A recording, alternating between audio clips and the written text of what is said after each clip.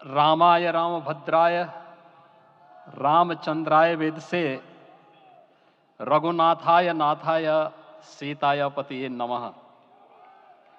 श्री रामलला भगवान की, श्री रामलला भगवान की, भारत माता की, भारत माता की, सरयू माता की, सरयू माता की, जय जय सीताराम।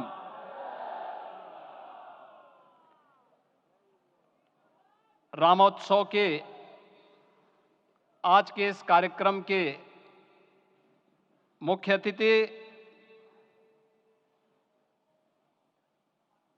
दुनिया के सबसे लोकप्रिय राजनेता भारत के माननीय प्रधानमंत्री आदरणीय श्री नरेंद्र मोदी जी, राष्ट्रीय स्वयंसेवक संघ के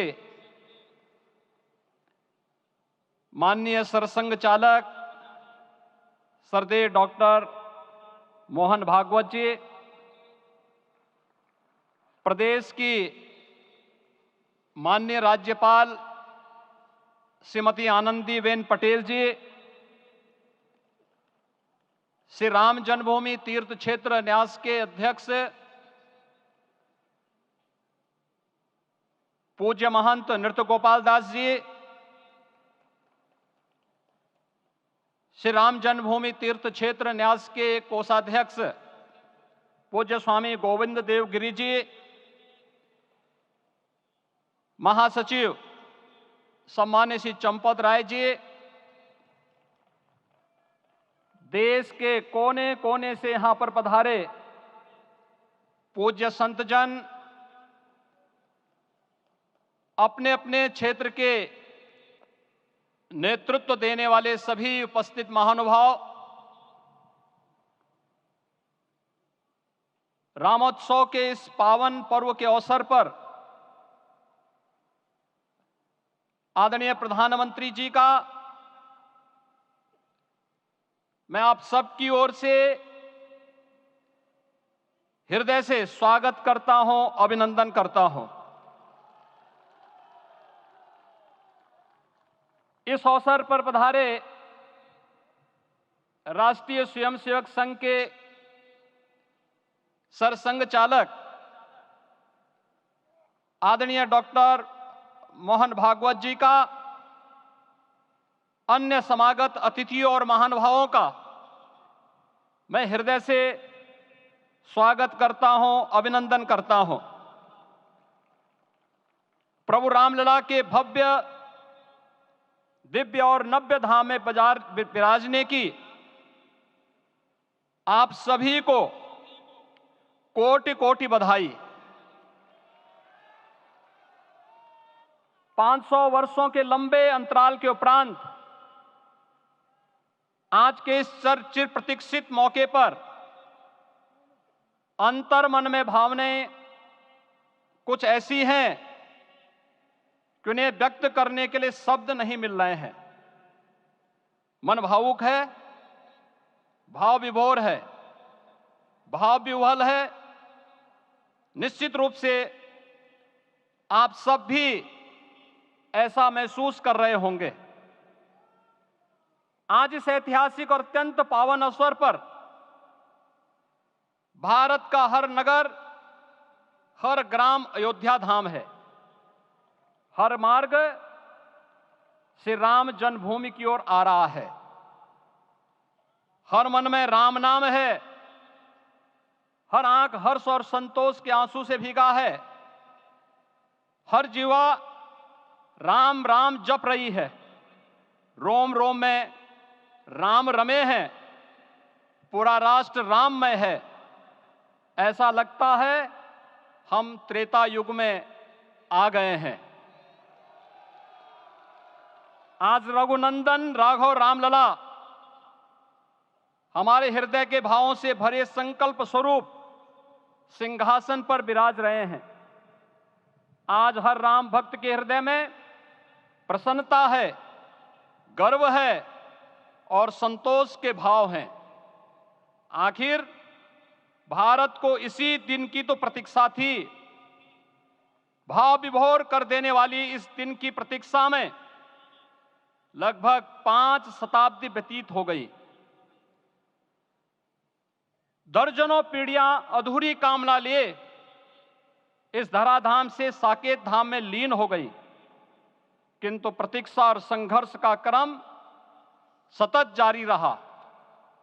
श्री राम जन्मभूमि संभवतः विश्व में पहला ऐसा अनूठा प्रकरण होगा जिसमें किसी राष्ट्र के बहुसंख्यक समाज ने अपने ही देश में अपने आराध्य की जन्मस्थली पर मंदिर निर्माण के लिए इतने वर्षों तक और इतने स्तरों पर लड़ाई लड़ी हो। संतों, सन्यासियों, पुजारियों, नागाओं, निहंगों, बुद्धिजीवियों, राजनेताओं, जनजातियों सहित समाज के हर वर्ग ने जाति पाति, विचार दर्शन, उपासना पद्धति से ऊपर उठ करके राम काज के लिए स्वयं को उत्सर्ग किया।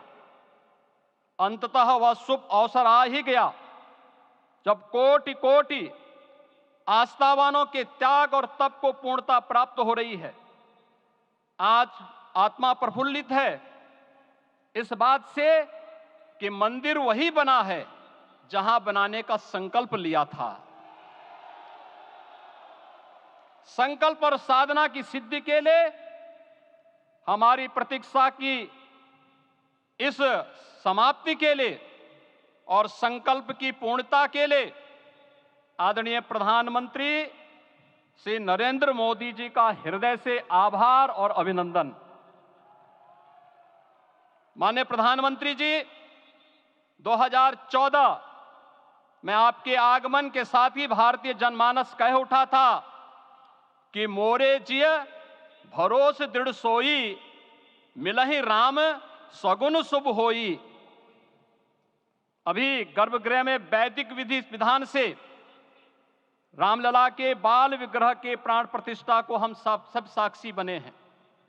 अलौकिक छवि है हमारे प्रभु की, बिल्कुल वैसे ही जैसे तुलसीदास जी ने कहा कि नव कंज लोचन कंज मुख कर कंज पद कंजारुणम।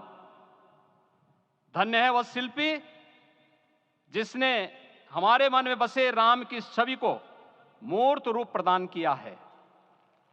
विचारों और भावनाओं की विहलता के बीच मुझे पूज्य संतों और अपनी गुरु परंपरा का पुण्य स्मरण हो रहा है। आज उनकी आत्मा को असीम संतोष और आनंद की अनुभूति हो रही होगी। जिन परंपराओं की पीढ़ियां श्री राम जन्मभूमि मुक्ति यज्ञ में अपनी आहुति दे चुकी है, उनकी पावन स्मृतियों को मैं यहां पर कोटि कोटि नमन करता हूं। श्री राम जन्मभूमि महायज्ञ न केवल सनातन आस्था और विश्वास की परीक्षा का काल रहा, बल्कि संपूर्ण भारत को एकात्मता के सूत्र में बांधने के लिए राष्ट्र की सामूहिक चेतना जागरण के ध्येय में भी सफल सिद्ध हुआ है। सदियों के बाद भारत में हो रहे इस चिर प्रतीक्षित नवविवाह को देख अयोध्या समेत पूरा भारत का वर्तमान आनंदित हो उठा है। भाग्यवान है हमारी पीढ़ी जो इस राम काज के साक्षी बन रहे हैं, और उससे भी बड़भागी हैं वो जिन्होंने सर्वस्व इस राम काज के लिए समर्पित किया है और करते चले जा रहे हैं। जिस अयोध्या को अवनी की अमरावती और धरती का वैकुंठ कहा गया, वह सदियों तक अभिषिप्त थी, उपेक्षित रही, सुनियोजित तिरस्कार झेलती रही। अपनी ही भूमि पर सनातन आस्था पद्दलित होती रही, चोटिल होती रही, किंतु राम का जीवन हमें संयम की शिक्षा देता है और भारतीय समाज ने संयम बनाए रखा। लेकिन हर एक दिन के साथ ही हमारा संकल्प और भी दृढ़ होता गया, और आज देखिए पूरी दुनिया अयोध्या के वैभव को निभा रही है। हर कोई अयोध्या आने को आतुर है। आज अयोध्या में त्रेतायुगीन वैभव उतर आया है। दिख रहा है यह धर्मनगरी विश्व की सांस्कृतिक राजधानी के रूप में प्रतिष्ठित हो रही है।